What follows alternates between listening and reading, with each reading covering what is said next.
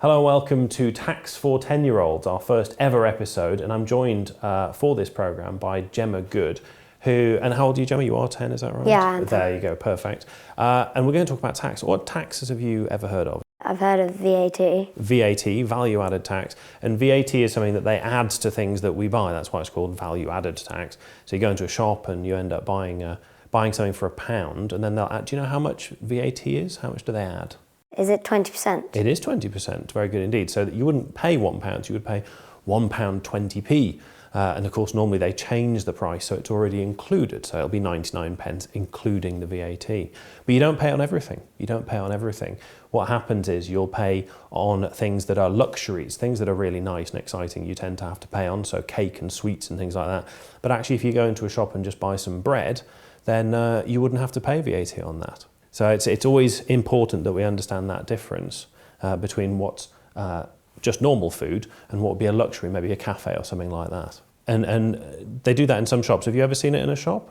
I've seen it in Marks and Spencer's. Okay. And what was it you saw there? There was a sign saying that you weren't allowed to eat food from the shop. You had to buy it in the cafe and eat it there. They put VAT on that. That's right. And that's because even if you bought a sandwich downstairs in Marks and Spencer's, you wouldn't be paying VAT on that, and so they have to say to you, you can't buy the sandwich downstairs, walk upstairs and eat it, because we haven't charged correctly. That happens in a lot of places now, and if you go to a baker's, it all used to be about whether your pasty was hot or your sausage roll was hot or whether it was cold, and there's all sorts of different rules. But the main rule for you, I would say, is that if you have luxury things, which are the things that children tend to like, I find, so sweets and fizzy drinks and all that sort of thing, eating in cafes, all have VAT on them. But actually, if you just had a piece of bread and a piece of cheese at home, there wouldn't be any VAT on that, but it wouldn't be as much fun, would it? So do you think it's worth paying 20% for all that fun? It depends what you're having. If you're going to have a sandwich in the cafe, you could just go downstairs and buy it and eat it on a bench, and it would be the same, except up in the cafe you have to pay 20% more. But for things like jacket potatoes and warm stuff, I think, yeah, they're quite right to put 20% on that. And that pays for all sorts of things. Do you know what tax pays for? Do you know what we do with tax?